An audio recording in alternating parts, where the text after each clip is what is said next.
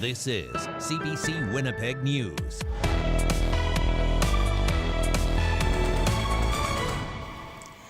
Good evening. Thank you for joining us. We're beginning our newscast tonight with the story of a man who went to his doctor with a limp. He left with a fatal diagnosis, which it turns out was wrong. That Winnipeg man says he was diagnosed with ALS, a deadly disease with no cure, by two separate doctors. Now he wants to see changes within the medical field so another family doesn't have to endure the same pain his family did.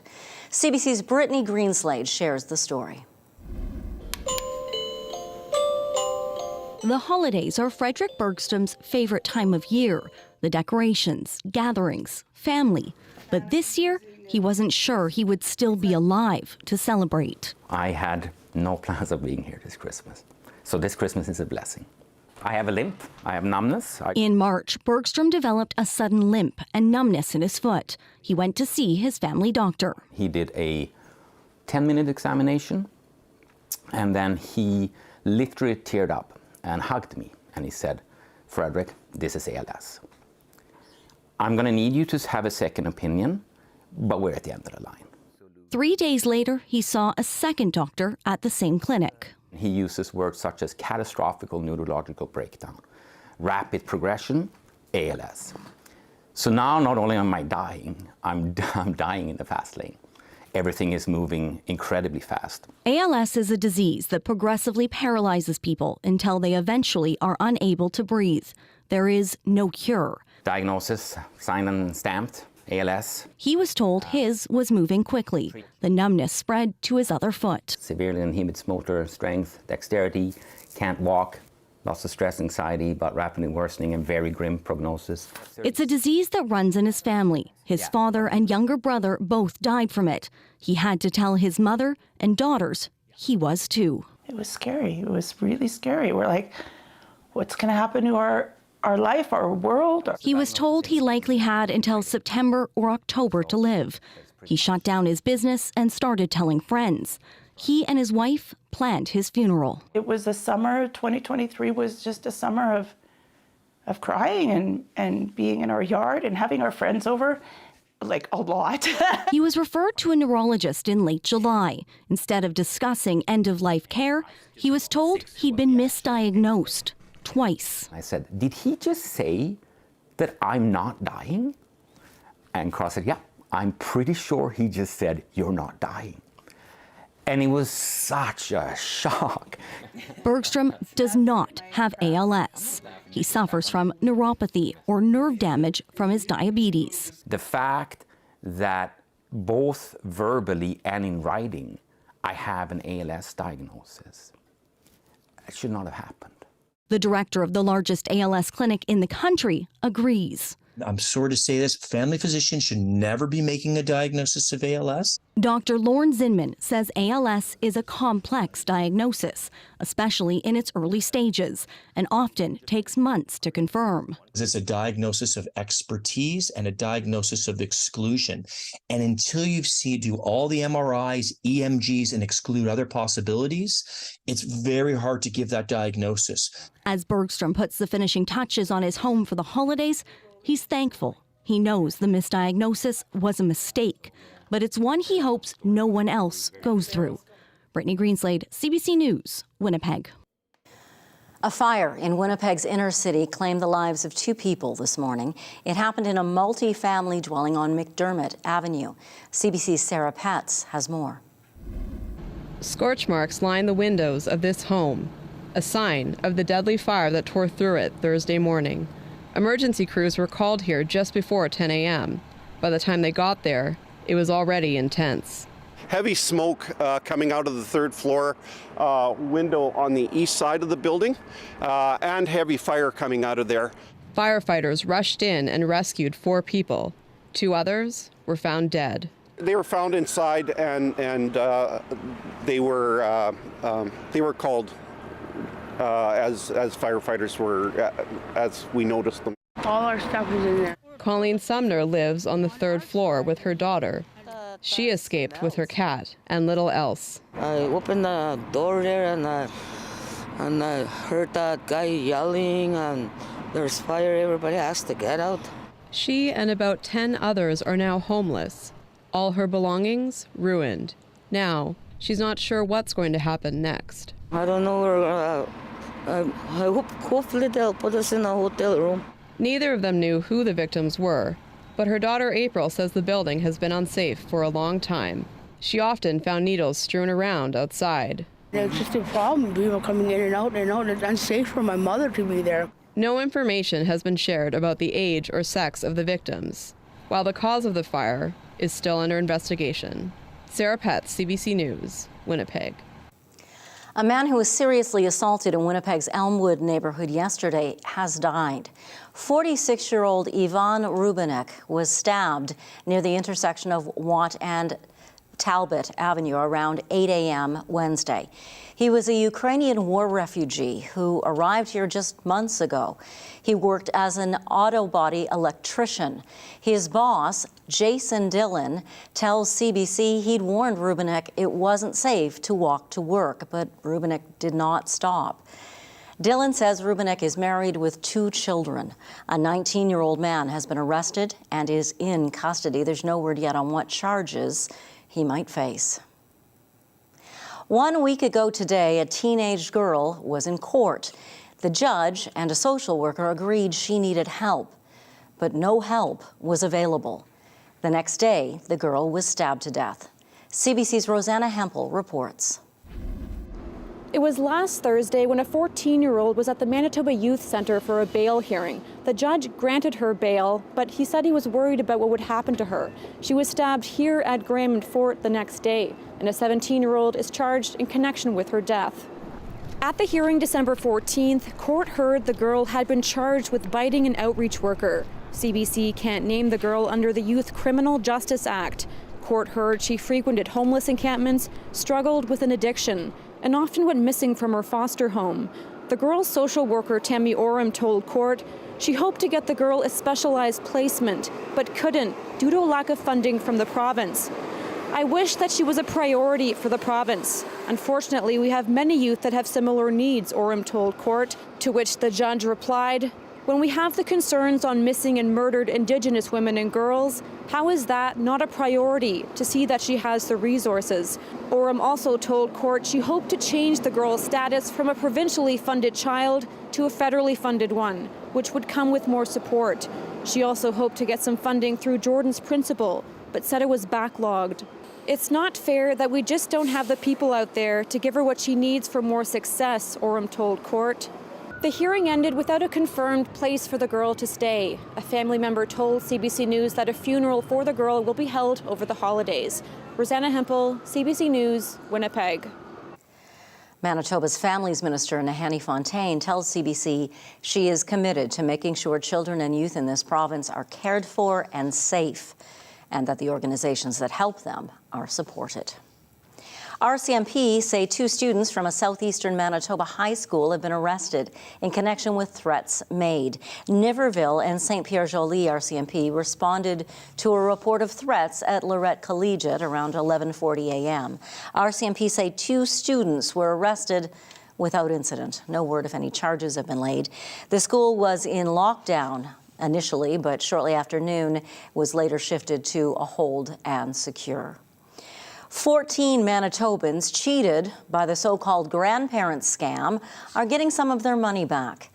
Justice Minister Matt Wiebe says over the span of 10 days in July of 2022, 2 scammers from Ontario fooled people into giving them a total of $145,000. The scammers call the victim posing as a grandchild in trouble. They are very convincing, and they tell victims not to tell anyone. Well, that's a red flag. Wiebe says video surveillance led police to the suspects. They were able to recover roughly half the money. People in the Lac du Bonnet area are frustrated the personal care home project they were first promised 11 years ago has once again been put on pause. CBC's Josh Crabb has reaction. This sign marks the future site of the Lac du Bonny personal care home. Local officials say it's been here so long, the wooden support beams had to be replaced. And when exactly the project starts still remains unclear after it was put on hold again this month as part of a broader review of provincial spending. Like, how long do we have to wait? I don't want to see that sign anymore, unless it's going to happen. Area residents Gus and Marlene Ruck are in the process of downsizing from their home to an apartment and one day may need to move to a care home. They've known the 95-bed complex has been needed in their community for years. They were reminded of that when Gus recently ended up here in Pinawa Hospital for a month after a fall. The man next to him had been there, I think, 5 or 6 months awaiting a personal care home. The new care home was first announced in 2012 by Greg Selinger's NDP government to replace this existing 30-bed personal care home in Lac du Bonny. More than a decade later, the community is still waiting. This shovel that I've got here has been used in the last sod turning. The project was cancelled once before under Brian Pallister's Progressive Conservative government in 2017, only to be re-announced by Heather Stephenson's PC government in July, just before the last election. Lac du Bonny Mayor Ken Lodge says the community is getting tired of waiting, and people in need of a care home bed and their families are the ones paying the price. We have approximately 65 people that are paneled right now waiting to get into a personal care home bed. RM of Lac du Bonny Reeve, Lauren Schinkel, says in some cases they've been admitted to a hospital and are already paying the daily charge for a personal care home bed, even though there's not one to go to. They deserve to be in a special facility that's designed in some instances to provide that special type of care that the seniors that need. I feel rather disappointed, of course, but the reality is there. Government is not flushed with money. The Rucks understand the financial predicament that's put the care home on pause, but they hope the project proceeds after the review. We want to see something being dug. We want to see something happening. So that eventually this sign is replaced with an actual care home. Josh Crabb, CBC News, Lac du Bonny. A dramatic rise in influenza A in children in Manitoba has the head of Health Sciences Centre asking staff to take on more shifts.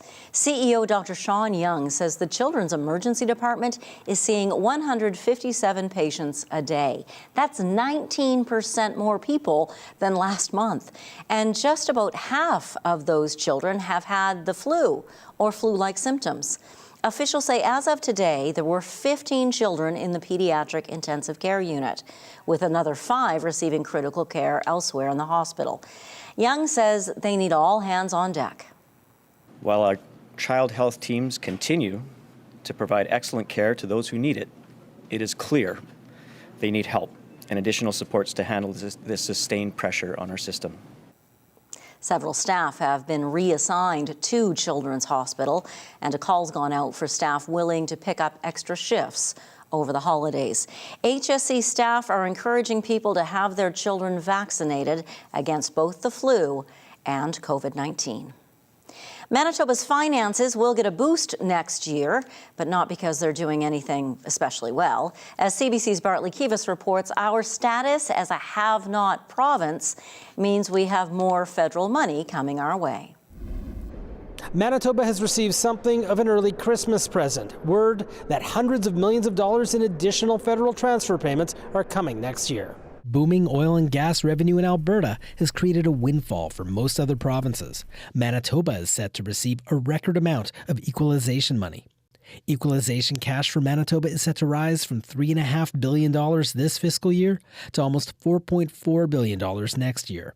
While this extra money will make it easier for Manitoba to put together next year's budget, Finance Minister Adrian Salas says even a record equalization transfer won't solve the province's money woes. We already had a pretty good sense of what that number was going to look like. So it is, slightly higher than what we'd expected, but generally it's in keeping with the range that we'd expected for next year. Sala has spent the past few weeks claiming the PCs left the provincial books in bad shape. The finance minister is projecting a $1.6 billion deficit for this fiscal year. Manitoba's opposition says the NDP is exaggerating that deficit.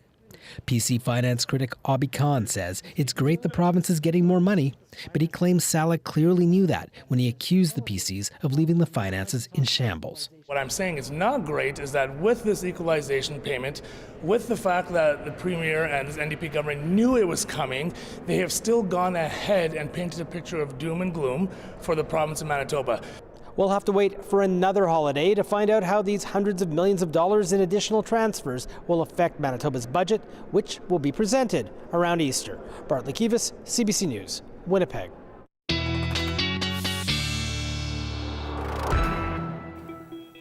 Meteorologist John Sauter joins us now on the day of the winter solstice. Yes, the winter solstice. Now, are you one of the folks that says this is the official start to winter? No, because you told me not to do that many years ago. Well, you know, to me, winter is a season. We have snow on the ground. And last year on this date, we were at, I think, minus 32 in the morning with a high of minus 22. So hard to call that fall, right? Yes.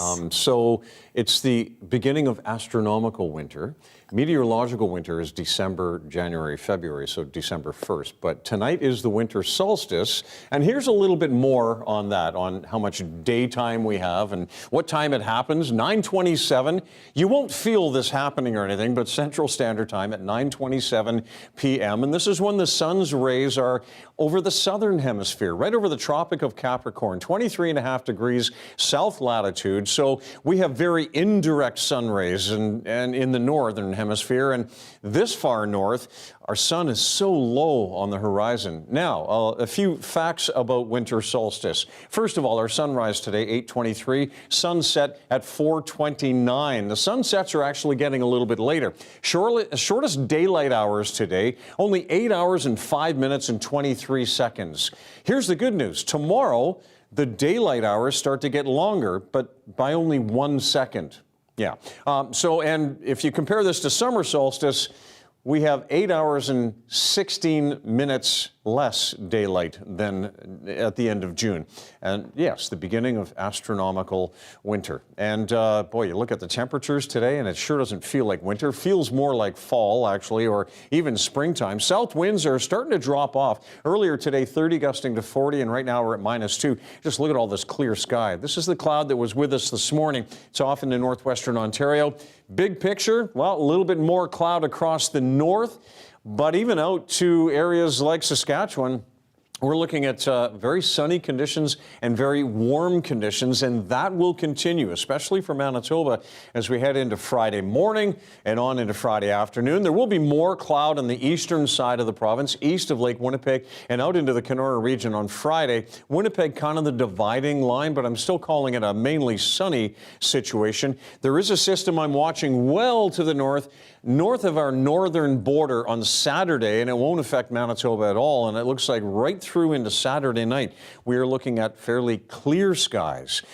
To put this into perspective, the normals are -22 for a low, -11 for a high. Our low tonight is 5 degrees warmer than the normal high. So this is really outstanding weather, or significantly warm weather. -6 in the morning and mainly sunny, and then on into the afternoon. Tomorrow we're sunny with lighter winds and a high of -1. Nothing in the long-range forecast that'll make skiers or snowmobilers or people who make ice rinks for kids very happy at all. We've got 2 degrees on Saturday, a little bit cooler for Sunday and Monday, but very quiet weather over the Christmas season. And Janet, I'll show you the 7-day forecast later, and you'll see how this kind of weather continues through most of next week. Thank you very much, John. You're welcome. Well, with all this mild weather, the river ice is not nearly thick enough yet for the Nestawaya River Trail, but crews are hard at work creating the rest of the Forks Winter Park. Ahead of peak season, workers do everything from flooding rinks that are on the land to stringing thousands of light bulbs. CBC's Matt Humphrey brings us more. At the heart of Winnipeg, the Forks is picturesque in winter. But the magic isn't made overnight. The Canopy Rink is set to open this weekend. White paint goes down first, then layers and layers of ice. A gentle, even distribution of water ensures there's no ripples or kinks. Another person making sure there's no kinks is William King. He's been working on the lights at the Forks for around 6 years. This is his first as creative lead. I just like making a vibe, to be honest. That's the fun thing to me, is like making an atmosphere that people will enjoy themselves in. How do you even measure that? Enjoy it myself. I come here at night and like look at it and think about what could be better. And it was exciting this year to be like put in charge of doing all the lights here, because I had ideas. Some of his inspiration came from an unlikely place. I was a little bit inspired by the book The Lorax, a favorite book of mine as a kid. So the trees in this area are supposed to look like truffula trees. They've got canopy lights on the bottom and then colorful lights in the top. The lights will shine all winter, so long as squirrels don't sabotage the sparkle. The Forks is a first stop for many. We're a winter city, and so we own that. Zach Peters is the Forks spokesperson. We consider ourselves sort of Winnipeg's backyard, if you will, and so we see Winnipeggers, Manitobans, and visitors alike really come down and enjoy these amenities that we're able to put in. It all goes into making the Forks full of wonder, especially for families. I feel like it's one of the nicest places to go outside. Yeah. There's like so many options. You can get a coffee. Like we're gonna get a coffee and then go to the play structure. With the little one there. He loves being outside no matter the temperature. And now we're outside and checking out the warming hut. Since we can't get down on the river, this seems like a great way to interact as a family. There's lots of exciting things to do here. Yeah, and I have a preschool called Bright Mind Happy Feet. Yeah, he goes to preschool here. There's lots of food, and it's nice to see everybody here. Yeah. It's a little on the quieter side right now, but once we have enough hard water on our hands, and if everything goes according to plan, thousands of visitors will be coming to the Forks this winter. Matt Humphrey, CBC News, Winnipeg.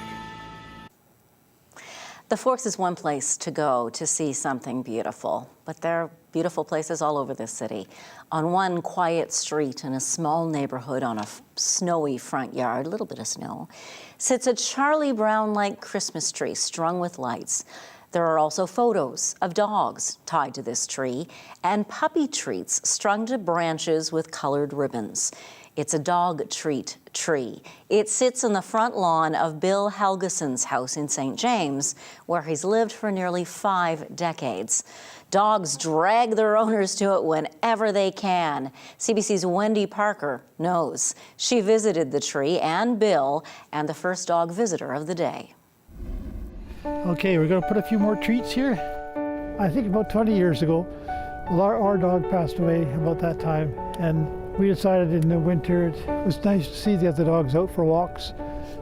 And our children had all grown up, our grandchildren were moved away with family. So we began to put our tree outside. Let's put it over here. I get the tree that they can't sell, because I think every little tree should have a chance. And we put it up out here for the dogs and decorate it. And we were hanging candy canes for the children and little doggy bones for the dogs. Did you get that one? Pull it. There. There you are. When people came, the dogs would be at the tree, they'd take a picture of them, you know. So we'd sometimes get copies of the picture. Sometimes they were printed on a piece of paper and then tucked inside a card. And we tried to hang them all on the tree. Thank you so much for doing this every year. It was always a highlight of the holiday season and our walks with Rosie, who we said goodbye to in November. Wishing you a lovely holiday season. Happy holidays. Hi. It makes me feel the season, And how much it means to people. How much their pets mean to them. Bye, Rosie. Bye. We have lots of dogs. We have more dogs than people. The whole neighborhood's gone to the dogs. We're running out of cookies here, Simon. The people seem to enjoy it and come by, and it was so nice to see everyone smiling at Christmas and kind of happy about the time, you know. Well, it's grown and grown, and now we have people across the street. They bring boxes of doggy bones for us. So we put them up in the tree. It's our Christmas present to and from the neighbors. We give it to the neighbors, they give it back to us. And it just feels good. Hi, Annie. Annie, would you like a cookie? Eh? There, that's a good one. There. Oh, you're a good girl. Yes, you are. Dogs are more than just little creatures, aren't they? They mean an awful lot to people. And it's important for the people to have that, to remember. And when they come by, they do remember. But you know, I've never seen anybody go by who hasn't smiled. You can find the tree anytime you want, eh? Okay, we'll be back. Thank you, Bill. Merry Christmas. Merry Christmas to you too. Thanks to Wendy and Annie for putting that together. Judges in Amsterdam have sentenced this man to 6 years in prison for the online extortion of Canadian teenager Amanda Todd. The story's coming up. You're watching CBC Winnipeg News.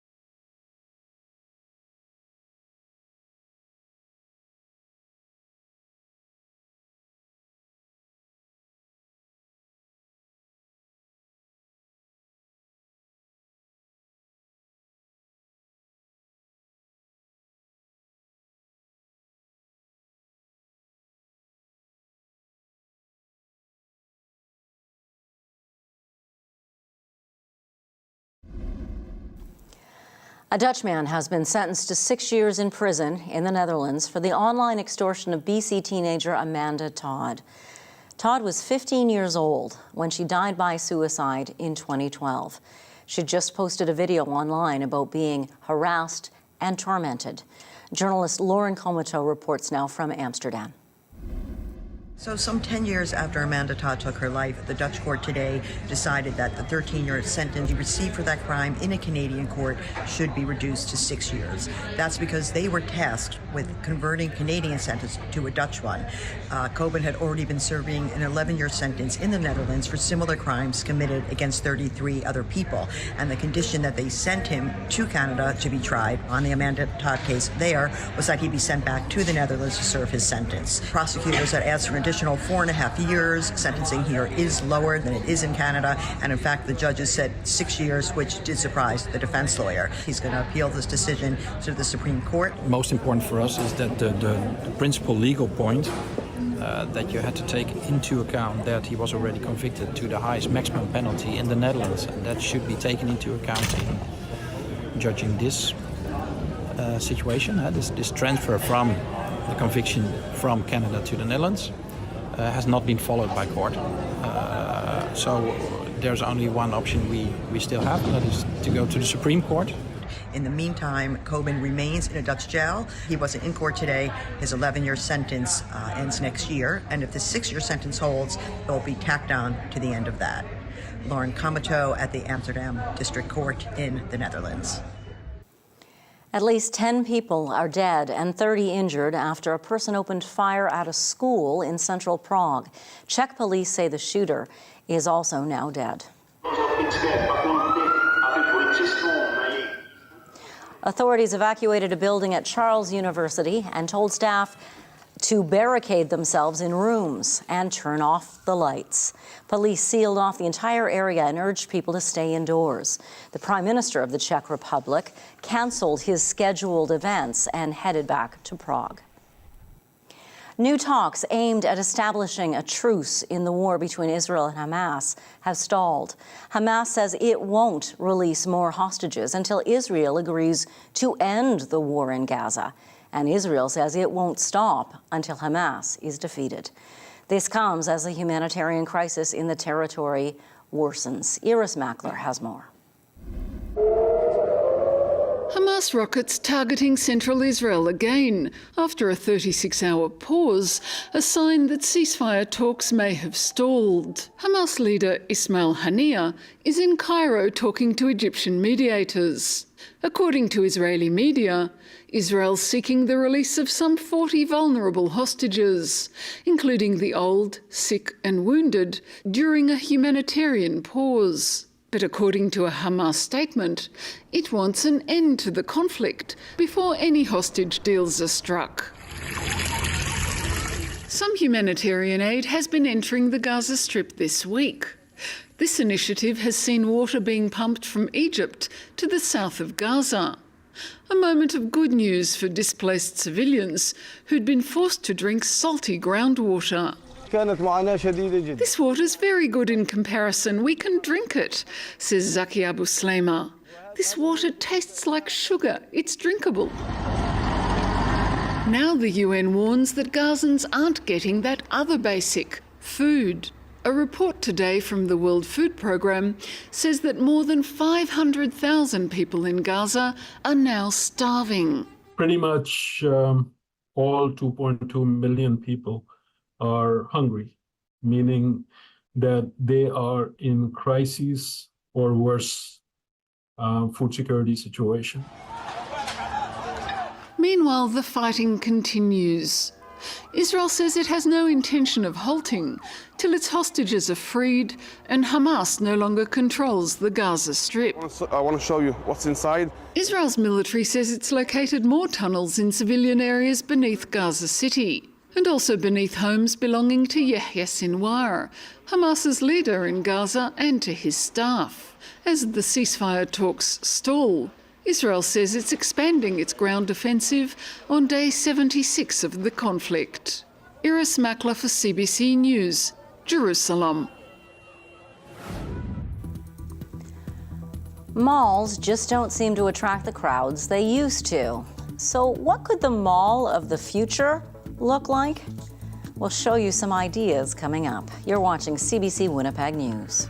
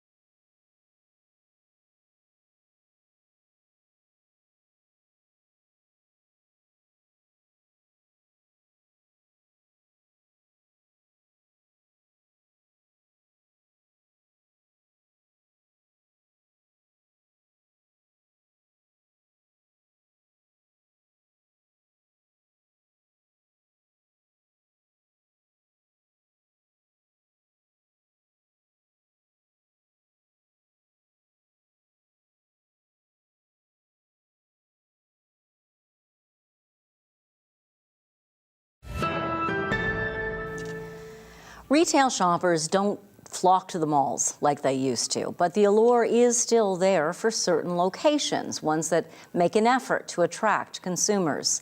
A new concept might just help. That's what the Well in Toronto offers. Jamie Strachan shows us how it is reshaping the shopping experience. Canada has never seen a shopping mall like this, surrounded by condos in the heart of Toronto's downtown. No doors, no ceilings, no sprawling parking lots. I just think it's a beautiful building and it's stunning architecture. I love walking around. It feels like you're still outside but shopping at the same time, so it's a nice way to spend the day. While many traditional malls are struggling, there are successful attempts to revitalize and reinvent. The Well is a space where often the retail offerings are an afterthought. We have a lot of active, I would say, experiential uses here, where you can come and not just go into a store and leave, but rather come into a place and experience it for a number of hours. Well, the first thing that caught my eye was really just the idea that someone was opening a new mall in 2023. Alexandra Lang has written extensively about North American malls and says the Well's retail approach is unique.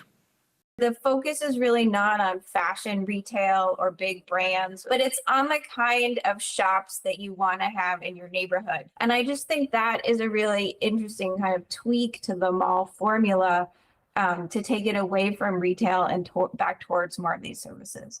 Toronto's Yorkdale Mall is doing more business than ever, drawing visitors with a large collection of luxury brands and offering unique experiences like the Dior Christmas tree. If there's an event, it's more exciting and you're more enticed to buy because you're here and someone's really gone out to reach out to you. Also, despite many predictions that online shopping would kill in-person retail, data shows that hasn't been the case. So when you're online, you don't know if you're getting what you think you're getting. At the same time, more than 80% of Canadians are Amazon shoppers, meaning malls have to offer more than a traditional shopping experience. Simply having a Gap store and a food court isn't going to cut it anymore. There has to be something more entertaining, more compelling to drive young people to those experiences, but they are indeed hungry for those physical experiences. Hungry to get out and do more than simply shop. Jamie Strachan, CBC News, Toronto. Seems everyone loves to have a special experience. For many people, when they go to a place like New York City, maybe it would be that horse-drawn carriage ride. They've been a big attraction in New York City for years. But it could be the end of the road for those rides around Central Park. Sally Patterson looks at the efforts by animal rights activists to end the practice. An hour's ride on a horse-drawn carriage costs you around $170 in New York City. But animal rights groups here say horses are paying the real price, some with their lives. They're calling for the practice to be abolished. A spokesperson from the Animal League Defense Fund told me the industry is shrinking across the country. But New York City lawmakers are dragging their feet when it comes to outlawing the carriages. A bill was introduced to the City Council after an elderly horse named Ryder collapsed on a hot day in August last year, just a few streets down from here. He was later euthanized. The video of him collapsing went viral on social media, sparking outrage and reigniting a debate about whether the rides are ethical. More than a year later, a horse handler was charged. The proposed legislation, aptly called Riders' Law, would phase out and ban horse-drawn carriages in the city and replace them with electric carriages. But drivers here say their horses are healthy, happy and well cared for. They told me the animals regularly see the vet, are given water breaks and don't work when it's too hot or too cold. The Transport Workers Union Local 100 represents the approximately 300 horse carriage drivers in the city. The union says these are family-run businesses which are a key part of New York's tourism industry, and they're committed to animal welfare. Horse-drawn carriage rides have already been banned in several cities, including in Chicago and in Montreal. A decade ago, former New York City Mayor Bill de Blasio pledged to scrap the practice on day one of his administration. 10 years on, there's renewed pressure from politicians, celebrities and charities alike to hand over the reins for good. Sally Patterson for CBC News, New York.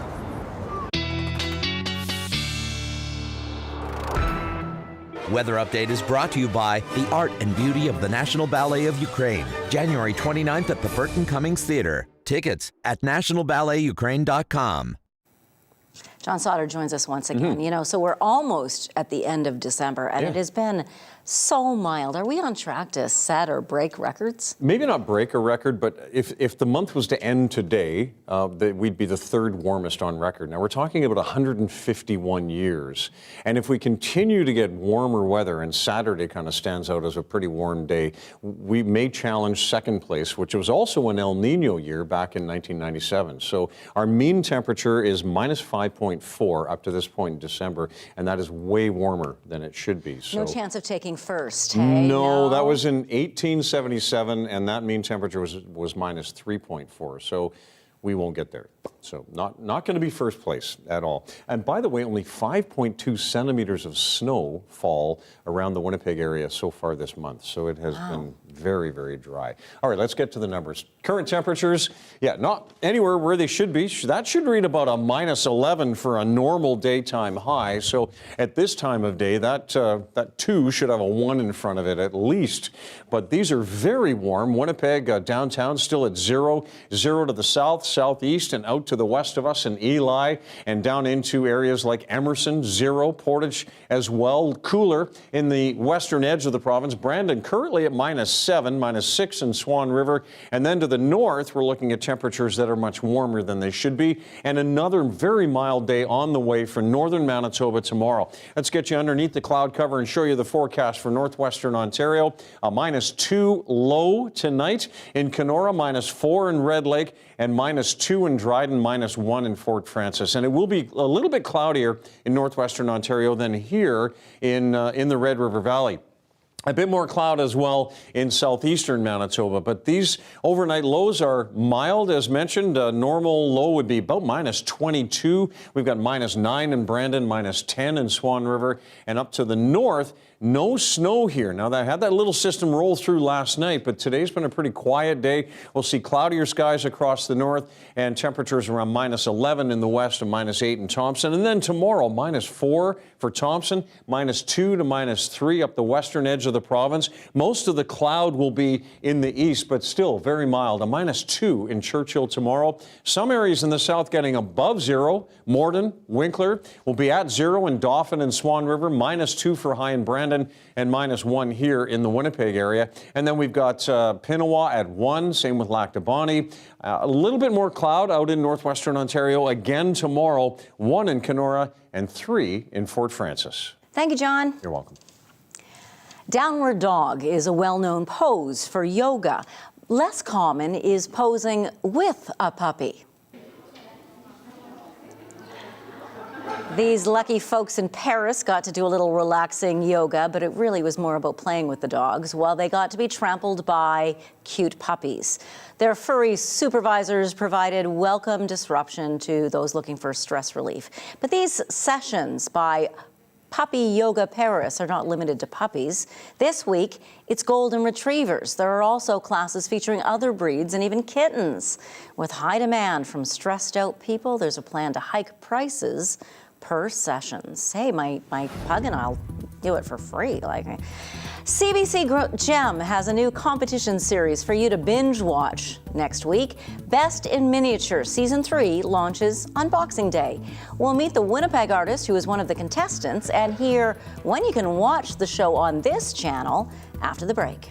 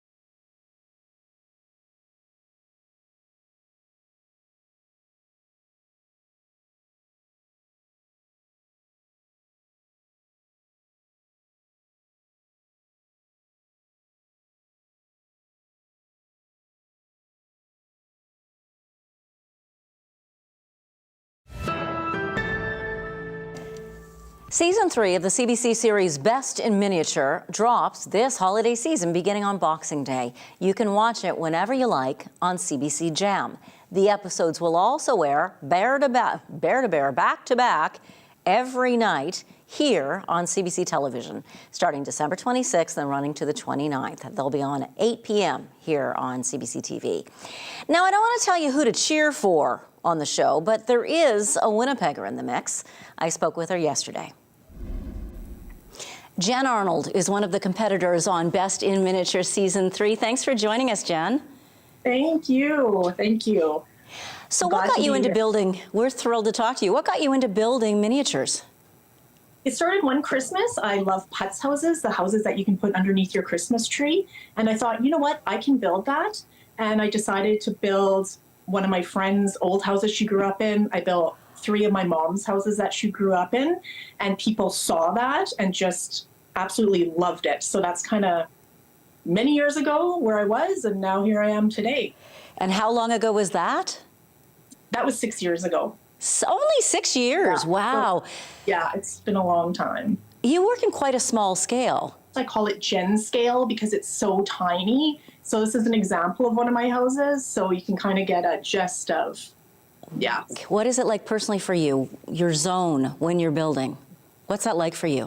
It's my self-care zone. I really get into the story behind the house. That's one of my huge criterias when I actually take in a client. I get the backstory of the house and I really feel what they feel from the stories that they told me, and I just put that love and energy into what I build. When you take in a client, you said, so people hire you to build miniatures of their homes? Their homes, their stores, their cottages, yeah. Oh, wow. How much would building a cottage usually cost? Right now my cost is $300, but it will be going up just because of, you know, more details that I've been putting in it. So it's kind of up in the air right now. This whole miniature thing is just exploding. And yeah, I don't even know, to be honest. But right now it's 300 Canadian. And it would, you know, you're about to be nationally famous too, so that's got to factor in. I can't imagine the amount of hours you put into building something like this. How long would it take? Yeah. Roughly 50 hours. So the one I just showed is about 50 hours or so. Yeah, it's a long time, but again, it's my self-care and it's what I love to do. So it doesn't really, the time doesn't even matter to me. But on the show, on Best in Miniatures 3, you had to build under a time deadline. How did that feel? Stressful, but at the same time, it's like you can't procrastinate. Your hands are there on the objects and creating things in that time period. And when it says 8 hours, 10 hours, it's that time. So it was quite challenging, but at the same time, it really gave me, you know, it just gave me strength and knew that I can complete things in a certain amount of time. Did it give you more confidence in your abilities? I think so. Yes and no. I mean, I love to take my naps during my builds at home, so I didn't have that beautiful opportunity, but yeah, I think so. Did you gain any tips or learn anything from the other folks you competed with? I did. I learned so much from these people. Honestly, my new 9 best friends, so many tips. All of our styles are so different. So yeah, even in my newest build that I have, I do share some of my newer techniques in the builds. So yeah, it's just a lot of gained experience, and yeah, it was wonderful. Your 9 new best friends. Yeah, yeah. Did you feel like you were surrounded by kindred spirits? 100%. The first day we met, we all clicked, and I'm not just saying this, like we have a chat still, we talk every day, and it's like we've known these people for years. Like it's very hard to explain, but the connections that we made on the show was one of a kind. And when you see the show and you see the love and, you know, the caring and just everything, it's all real, it's all reality. And yeah, 9 best friends for sure. Jen Arnold, thank you so much for your time today. Thank you so much. John's back with your 7-day forecast after the break, and then we'll have your daily lift. So stay with us. We'll be right back.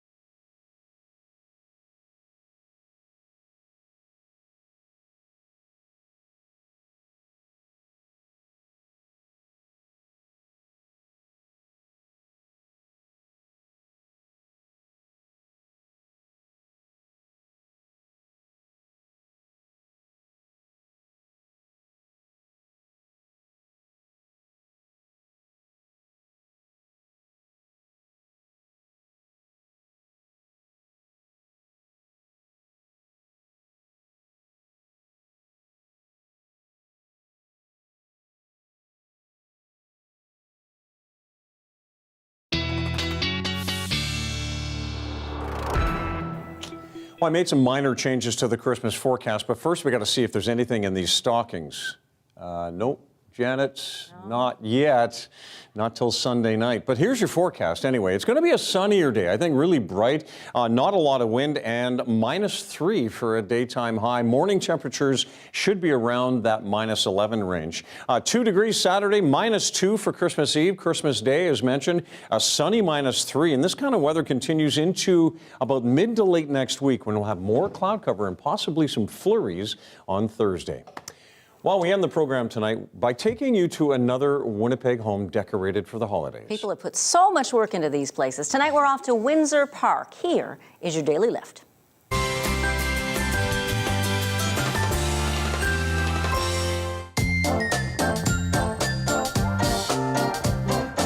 My name is JP. I live at 17 Boulder Bay in Windsor Park. Display behind you here. Been doing it for probably about 17, 18 years now. When I do it, takes me about a little over a month typically to get everything fixed and out in place and everything set up to go. So. I love doing it because all the people that come out and look at the lights and enjoy the lights, that's the reason I do this. So. Probably the Happy Holiday sign. That's the one I made myself, me and my wife made it, and that's probably one of our oldest pieces that we have here now. So.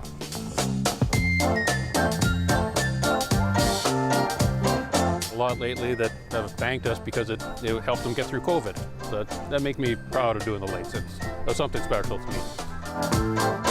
Friday, coming up Friday, Saturday, Santa will be out from about 5:30 till 8 o'clock. So please come out and look. We've got the music going with the tree. If you go down the path on the far side of the property, there's a bunch of stuff in the backyard as well. So please come out and enjoy the whole display. That's really something. Yeah, wow, John says, absolutely. You get the idea these things grow from year to year. They keep adding items to them. So. And where do they store everything? That's what we want to know. He is back in January. I am. So don't worry, because January 5th is his last day. Yep. I'll be back tomorrow. See you on the 2nd.